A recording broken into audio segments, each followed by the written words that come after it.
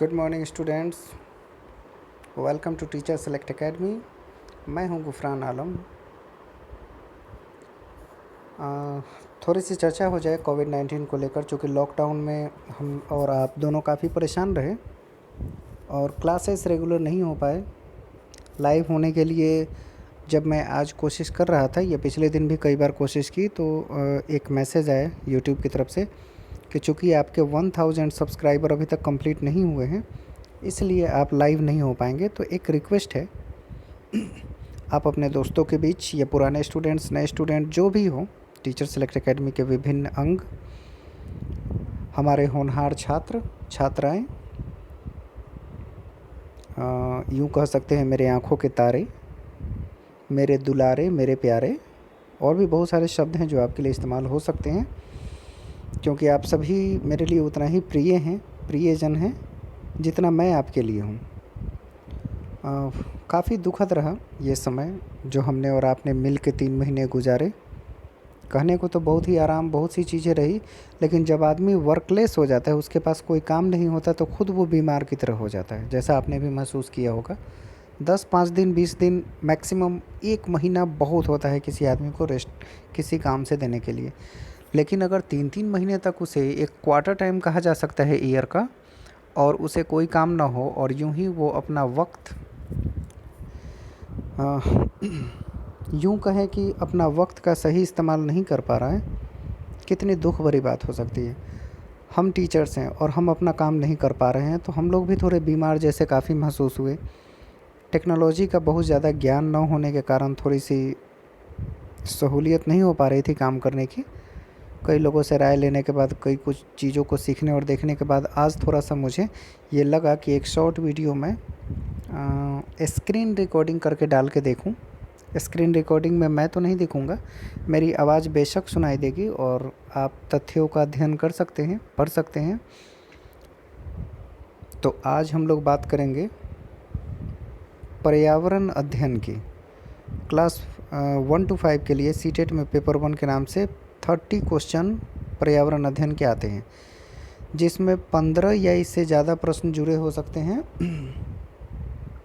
पर्यावरण और ज्योग्राफी से संबंधित मुद्दों पर। पर्यावरण भी ज्योग्राफी का हिस्सा है, ज्योग्राफी पर्यावरण का हिस्सा है, कनेक्टेड है। इसलिए ध्यान रखने की बात है कि अगर आप लोगों ने एनसीईआरटी की ज्योग्राफी भी पढ़ी होगी तो पर्यावरण में बहुत काम आती है। और 3, 4, 5 की एनसीईआरटी के पर्यावरण की किताबें, जिसके सभी मुख्य तथ्यों को निकाल के एक नोट्स तैयार किया गया है जो हम लोग क्लास वगैरह में लेते हैं। तो ज़रा से इसको सुना जाए, समझा जाए, और जस्ट रिक्वेस्ट कि सभी लोग अपने दोस्तों के बीच शेयर करके, अपने स्टूडेंट्स के बीच, बड़ों के बीच चैनल को सब्सक्राइब करके 1000 प्लस सब्सक्राइबर करना बहुत ज़रूरी हो गया है, क्योंकि उसकी वजह से हम लाइव नहीं हो पा रहे हैं। और मैंने अपने चैनल में कभी आज तक कहा ही नहीं कि इसको सब्सक्राइब किया जाए। शायद ये भी एक कारण हो सकता है कि बहुत सारे लोग सोच रहे हैं कि सर तो बोल नहीं रहे हैं, तो फिर हम सब्सक्राइब क्यों करें। कर लीजिए, आपके लिए भी ज़रूरी है। और अब चूँकि क्लास जब कभी नहीं हो पाएगा, सिचुएशन कोई नहीं जानता भविष्य का, तो कम से कम हमारे पास ऑप्शन होंगे कि हम उसे लाइव क्लासेस के माध्यम से पढ़ाया जा सके, किया जा सके। काम रुकना नहीं चाहिए। आज रुका, कारण यही था कि 1000 सब्सक्राइबर कंप्लीट नहीं थे। तो लाइक करें, आपकी मर्ज़ी है। क्लास पढ़ ले, समझ ले, आपको अच्छा लगे बिल्कुल लाइक कीजिए, अच्छा ना लगे तो सजेस्ट कीजिए क्या किया जाए। आपकी सजेशन हमेशा सराखों पर रहेगी। तो पर्यावरण में 3, 4, 5 के पर्यावरण में आज हम 3 की चर्चा करते हैं। क्लास 3 में जो जो चीज़ें हमें पढ़नी है उसको ज़रा ध्यानपूर्वक देखते हैं।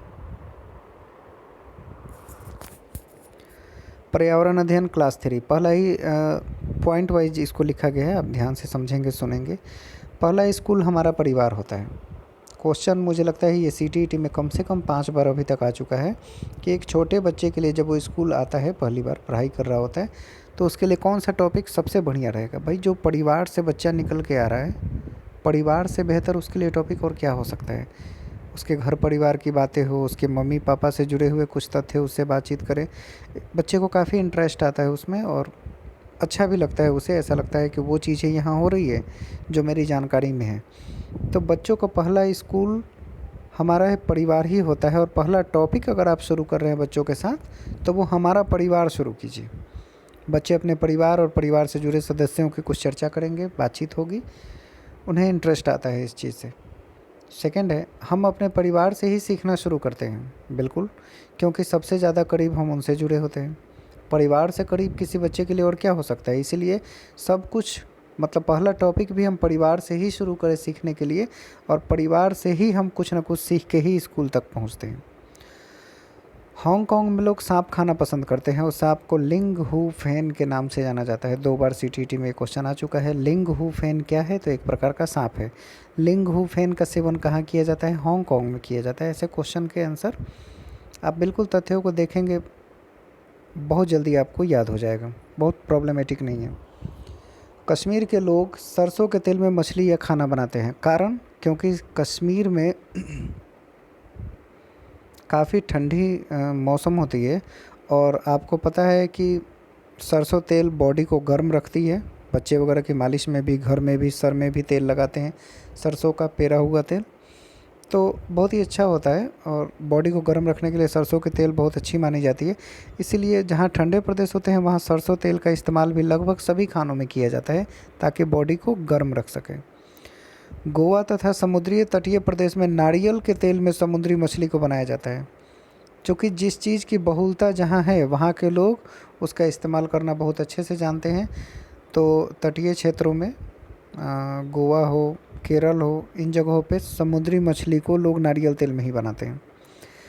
केरल में लोगों के घर में आंगन के केरल में लोगों के घर के आंगन में ही नारियल के पेड़ मिल जाते हैं, तथा वहाँ लोग उबला हुआ टैपिकुआ खाते हैं।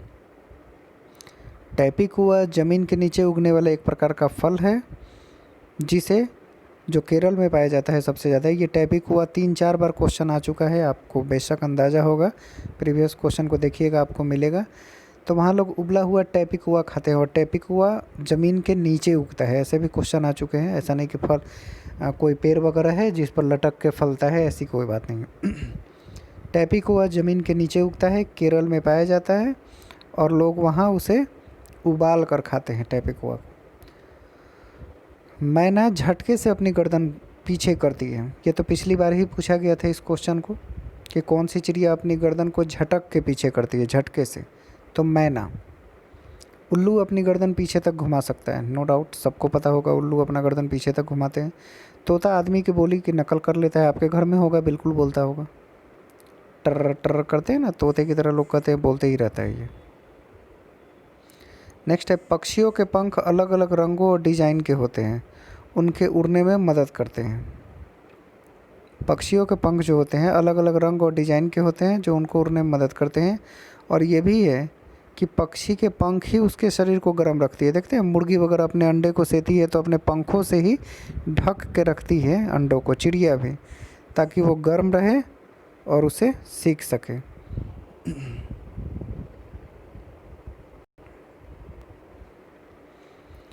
नेक्स्ट हम देखते हैं, समय समय पर पक्षियों के पुराने पंख झड़ जाते हैं और नए पंख आ जाते हैं। ये भी बिल्कुल तथ्य है, फैक्ट है, कोई डाउट वाली चीज़ नहीं है। शिक्षक के अलावा और भी व्यक्ति जानकारी के स्रोत हो सकते हैं। कई बार ऐसा देता है कि निम्नलिखित में से कौन कौन ज्ञान के या जानकारी के स्रोत हो सकते हैं। तो केवल शिक्षक नहीं है, फॉर्मल, इनफॉर्मल और नॉन फॉर्मल किसी भी स्रोत से हम जानकारी को हासिल कर सकते हैं। केवल शिक्षक ही जानकारी का हमारा स्रोत नहीं हो सकता, दूसरे लोग भी हो सकते हैं।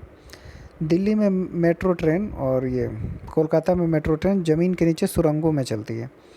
हम लोग हवाई यात्रा विदेश से करते हैं, विदेशी जाने के लिए हवाई जहाज़ का इस्तेमाल करते हैं। केरल में लोग अधिकतर नाव की सवारी करते हैं। वहाँ नाव के लिए रेस भी होता है, पिक्चर्स वगैरह में आप देखते होंगे। शिमला में लोग घोड़े की सवारी करते हैं, वो चूँकि बहुत ज़्यादा पहाड़ों पे चढ़ना उतरना अप डाउन की वजह से लोग घोड़े का इस्तेमाल करते हैं। हम लोग आसपास साइकिल या रिक्शा से चले जाते हैं, आप और हम। लंबी दूरी के लिए आसान सवारी करना चाहिए, क्योंकि शरीर को बहुत परेशानी न हो लंबी दूरी में, इसलिए आसान सी सवारी होनी चाहिए। जो लोग देख नहीं सकते उनके पढ़ने के लिए ब्रेल लिपि बनाया गया, और ब्रेल लिपि एक मोटे कागज़ पे नुकीली औजार से बिंदु बनाकर लिखा जाता है। जिसे हाथ फेर कर पढ़ा जाता है ना। लुई ब्रेल फ्रांस के रहने वाले थे, जिनकी आंख 3 साल की उम्र में ही चोट लगने से ख़राब हो गई। उन्होंने ही ब्रेल लिपि का आविष्कार किया, लुई ब्रेल। और ब्रेल लिपि में 6 बिंदु होते हैं, 6 बिंदुओं पर ब्रेल लिपि आधारित होती है। ये ब्रेल लिपि से हर साल एक क्वेश्चन आना ही है, और यही इतना होता है। या तो कागज़ के बारे में, कैसे लिखा जाता है वो, कैसे पढ़ा जाता है, कितनी बिंदुएँ होती हैं, किसने बनाया, कहाँ का रहने वाला था, ऐसे ही क्वेश्चन होते हैं। 22 पॉइंट में हम देख रहे हैं कि 6 बिंदु पर आधारित होते हैं। ये भी क्वेश्चन पिछले कई सालों में 1-2 बार देखने को मिला है।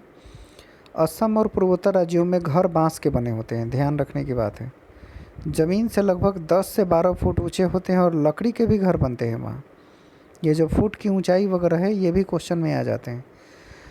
पूर्वोत्तर राज्यों में बहुत वर्षा होती है, जहाँ मेघालय एक प्रदेश है जहाँ मासिनराम में सबसे अधिक वर्षा होती है। मेघालय के मासिनराम में सबसे ज़्यादा वर्षा होती है, पूरी दुनिया की बात हो रही है। हिमाचल प्रदेश के मनाली में बारिश के साथ बर्फ़ भी पड़ती है,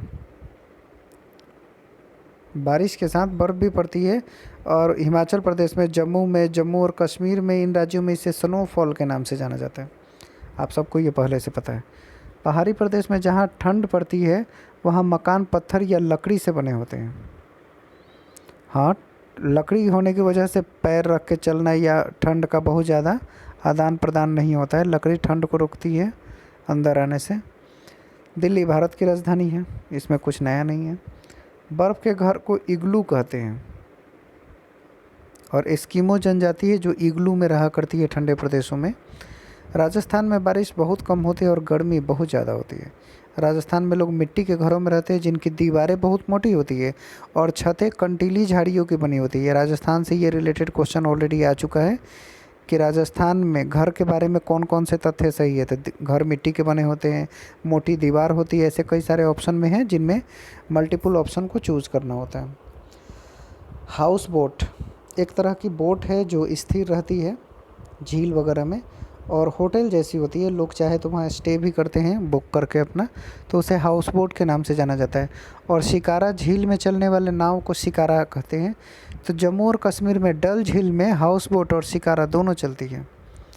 झील को 4 चिनारी कहा जाता है। कश्मीर में झील को 4 चिनारी कहा जाता है। श्रीनगर में चाय को कहवा कहते हैं, और चाय का मतलब तो आप जानते ही हैं, चाय होता है, लेकिन कहवा वहाँ कॉफ़ी को कहा जाता है।